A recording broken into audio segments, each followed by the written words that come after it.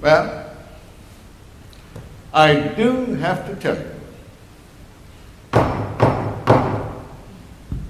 the White House is much nicer than the governor's mansion. Missy, will you come in here? Bring Louis Howell with you. Now, the first day I came into this office, there wasn't a stitch of paper, a pen, or a pencil. Mr. Hoover, the former president, had evidently decided to leave me an immaculate office.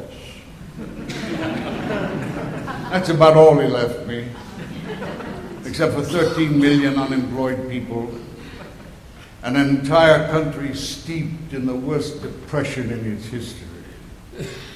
A lot of things needed to be done, and I intended to do them. Missy, Louis, old boy, my good man, Louis. Tell me, Louis, old boy, what's a good word? For that matter, what's the bad word? Well, Louis, we're going to have to toughen our hides like elephants, if you'll forgive the reference. We're going to have to be stubborn like donkeys. Get very, very kick back like an animal that we much more prefer. We're going to get a lot of complaints and abuses. If we did nothing, we'd get the same treatment. Missy, I had to close the banks to save all of the banks. This country's in a peck of trouble. And saving the banks was the first step, and that's what I did. And we did it. Besides, all those Senate critics out there, maybe a great number of them have never seen a bread line or a soup kitchen or men selling apples on the street corners. But I saw them, and Louis saw them. And that's why I closed the banks. I'm not sure what my next move is going to be. If I'm 51% convinced of something, I can move ahead with it. Move ahead with the idea, the action, whatever it takes. If I waited to be 100% convinced, I'd never get anything done. Well, I will, Louis, old boy. I will. I'll certainly keep you informed. Yes, Louis. Thank you, Missy. Yes, Louis, I'll keep you informed at least 51% of the time.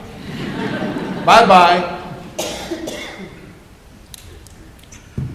Once you begin responsibility in the form of power, you have to use it without a shiver, a moan, or a groan before every time you make a decision. You look at the problem, you listen to the people, and then you say yes or no. Not maybe. No. I've made a lot of campaign promises, and I intended to keep them.